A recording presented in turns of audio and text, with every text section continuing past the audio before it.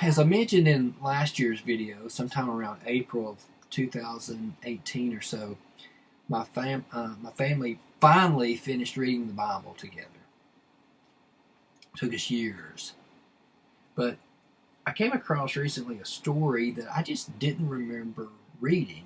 And I had to have read it because we read the whole Bible, but I didn't remember this. And I want to read a passage out of the Bible that you may or may not remember. This is from 2 Kings chapter 2, verses 23 through 24. I'm reading out of the NIV. From there, Elisha went up to Bethel. As he was walking along the road, some boys came out of the town and jeered at him. "Get out of here, Baldy," they said. "Get out of here, Baldy." He turned around, looked at them, and called down a curse on them in the name of the Lord. Then 2 bears came out of the woods and mauled 42 of the boys. Now that's a direct quote from the NIV. The King James uses slightly different wording, but similar. Now that seems like something I should have remembered. Okay, here's a man of God. Some kids are making fun of him, mocking him, jeering him, taunting him, and then they get destroyed by bears. Wow, I mean, come on. This should serve as a warning to the young people in our church. Don't make fun of Brother David.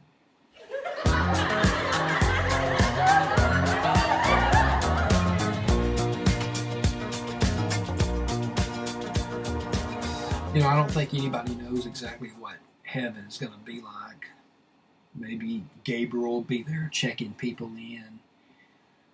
Some people think it's going to be, St. Peter there holding the keys, or perhaps Jesus himself will be there. He is the ultimate judge. Let me read this in 2 Corinthians chapter 5, verse 10. This is out of the King James. "For we must all appear before the judgment seat of Christ, so that each of us may receive what is due us for the things done while in the body, whether good or bad." Ouch. I'm afraid that when I get to heaven, Jesus is going to look at me with one of those really disapproving looks that a parent gives a child when they finally give up and figure the kid's never going to straighten up and amount to anything, just how many times do I have to tell you? If I've told you once, I've told you 1,000 times. I'm sure we're going to try to make or at least I'm going to try to make a few excuses when I, for the things I've done or for the things I haven't done or whatever.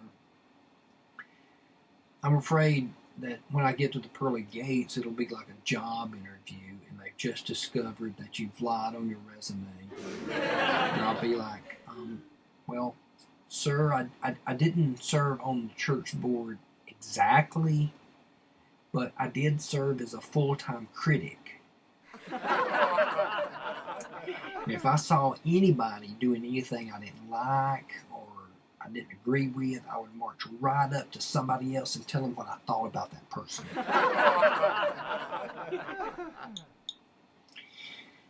Jesus would just be shaking his head in disappointment.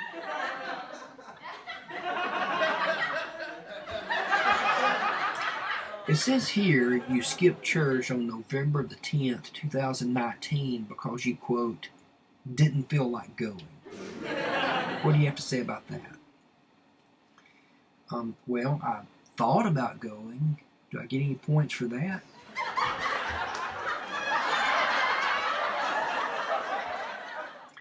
It says here you skipped church from the 25th of August to the 15th of September because you didn't like that heavy perfume that woman was wearing in your Sunday school class. 4 weeks. Is this true? Yes, sir, it is. But that perfume was really loud. Again, Jesus is just going to be over there shaking his head. Talk about one disappointed Messiah. And then he'll ask me, were you and Brother David even friends? And I'm like, oh yeah. There was one time I even carried him barbecue ribs. I think he really liked them. And Jesus is like, yeah, pork ribs. You do know I'm Jewish, right? What was I thinking?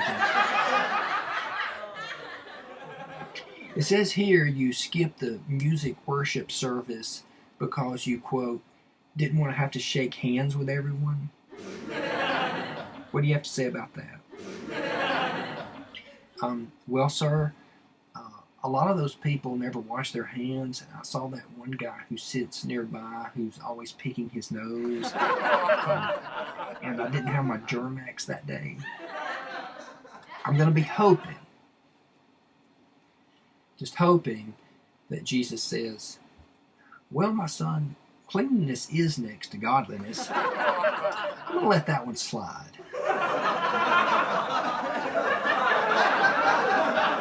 The truth is that we may all be speechless when we're standing there before God, accountable for everything that we've said or done or whatever. You know, either way, even if we can talk or we can't talk, even if, you know, if we've got excuses, we're going to run out of them after a while. They're just going to start piling up. And he's just going to start reading stuff off of this. It says, you know, according to our records, you were never in LOL because of your, quote, travel schedule. Ma'am, it says here on March the 3rd, you left your cell phone ringer on and it went off right in the middle of Brother David's sermon. This sermon was a good one. This is a serious offense. You committed tax evasion, you had no brotherly love, you lied, you cheated, you hardly ever attended church, you gossiped, and, to top it off, you drove slow in the left lane. What were you thinking? According to this, you didn't give Brother David anything for Pastor Appreciation Day because you thought he was getting, and I quote, too preachy. Really?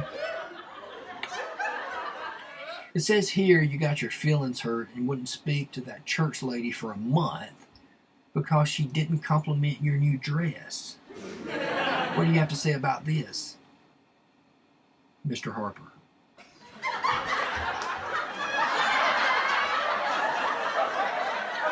Note to self, edit that last joke.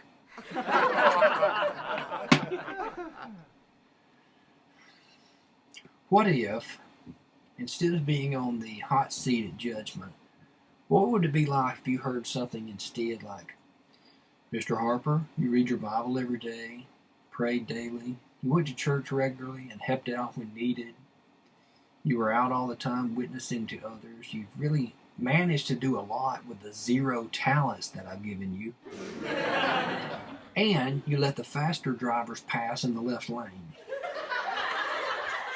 Welcome in, my good and faithful servant.